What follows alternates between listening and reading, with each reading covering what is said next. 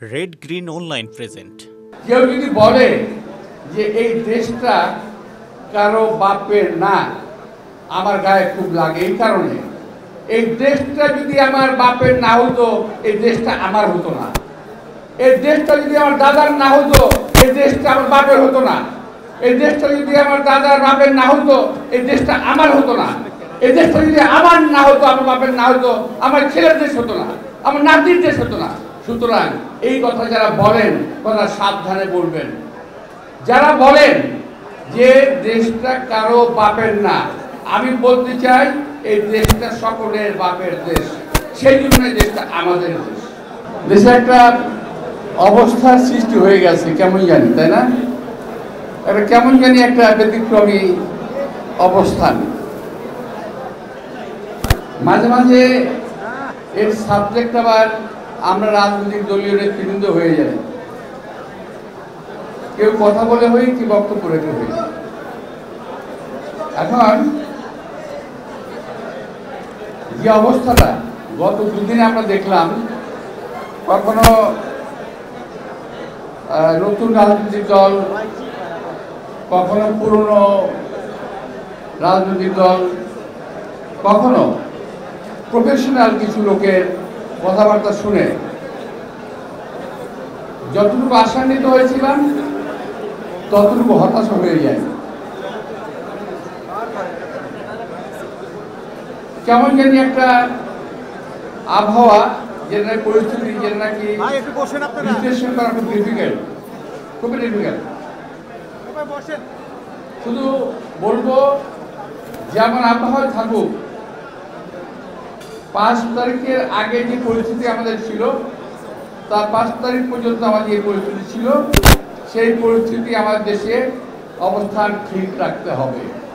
যে যাই ভাবুক, তা যদি না হয়, এই দেশের কিন্তু অস্তিত্ব বিলীন হয়ে যাবে। এই দেশের অস্তিত্বকে নষ্ট করার জন্য দেশে এবং বিদেশে বহু চক্র কাজ করছে। গত 2 দিনের ঘটনা যদি আমরা অ্যানালিসিস করি, এর থেকে বহু কিছু কিন্তু বেরিয়ে আসবে। বিষয়টা খুব সহজ না। আমরা কথা বললেই একদল লোক দেশে রাগ করেন, একদল লোক বিদেশে বসে রাগ করেন।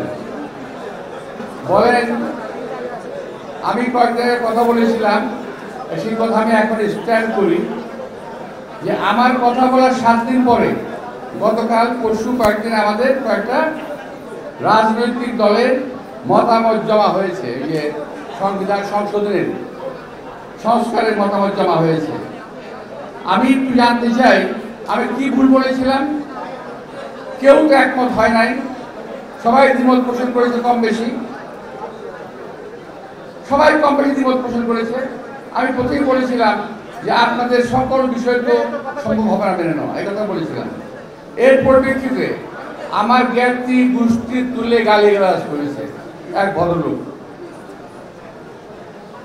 বলেছে, মির্জা আব্বাস সাহেব যখন ক্ষমতায় যাবেন, তখন ওরা সব চেঞ্জ করে দেবেন, যা আমি বলি নাই।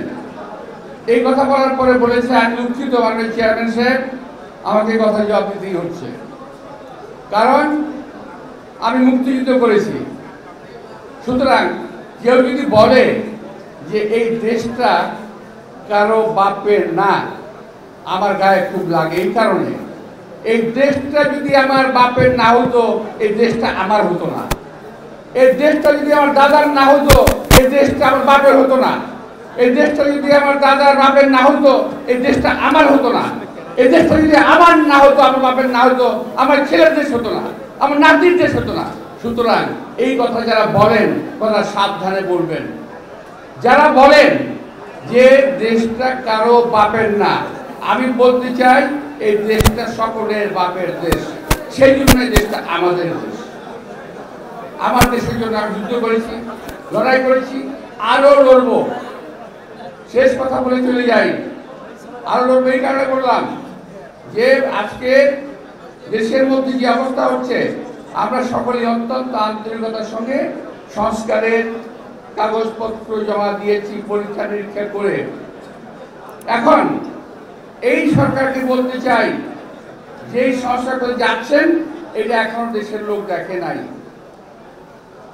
আর যেটা দৃশ্যমান সংস্কার হতে পারে সেটা অবিলম্বে শুরু করেন। সেটা হলো এই সচিবালয়ের ভিতরে যারা আপনাদের সংস্কারের কাজকে বাধা দেবে, বিপদগামী করবে, সেই সমস্ত সচিবরা এখন সচিবালয়ের ভিতরে বসা আছে, তাদেরকে সরানোর ব্যবস্থা করেন। প্রশাসনের প্রতিটি রন্ধ্রে আজকে ওই যে ডিএনএ টেস্ট করে চাকরি দেওয়া হয়েছিল, আপনাদের মনে আছে? চাকরি দেওয়া হয়তো ডিএনএ টেস্ট করে, ওই ডিএনএ চাকরি দেওয়া হয়েছে যাদেরকে, তারা বসা আছে, তাদেরকে বাছাই করেন, তাদেরকে শাস্তির আওতায় আনেন। তারা এত বছর চাকরি করে আজও চাকরিতে আছে, এখন সচিবালয়ে বসা আছে। এটা কিন্তু সন্দেহের অনেক অবকাশ রাখে যে সংস্কার বাস্তবায়ন হবে কিনা। এই বিশেষ প্রতিবেদনটি যদি আপনাদের ভালো লেগে থাকে অথবা উপকৃত হন, তাহলে অবশ্যই এই চ্যানেলটি